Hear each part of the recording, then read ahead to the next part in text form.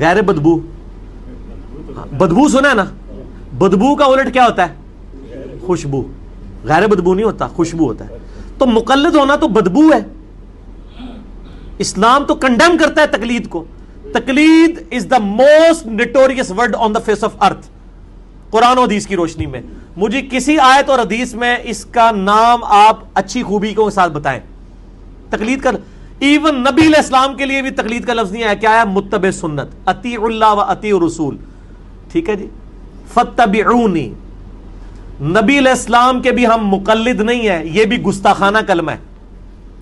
قرآن نے اس کو کنڈیم کیا ہے سورہ یوسف کی آیت نمبر 106 میں کہ اپنے آپ کو مقلد نہیں نبی علیہ السلام کا کہنا. کیسے؟ وہ سنیں. سورہ یوسف آیت نمبر 106. اعوذ باللہ من الشیطان الرجیم، بسم اللہ الرحمن الرحیم. ہاں جی 106 میں تو وہ آیت ہے نا، وما یؤمن اکثرهم باللہ الا وهم مشرکون. ایک اور آیت ہے، ہاں یہ آیت ہے 108. قل هذه سبیلی ادعو الی اللہ. اے نبی علیہ السلام آپ فرما دیجئے کہ یہ میرا سیدھا راستہ ہے، میں اللہ کی طرف لوگوں کو بلاتا ہوں. علی بصیرتن، پوری آنکھیں اور وجہ بصیرت کے ساتھ، مقلد نہیں.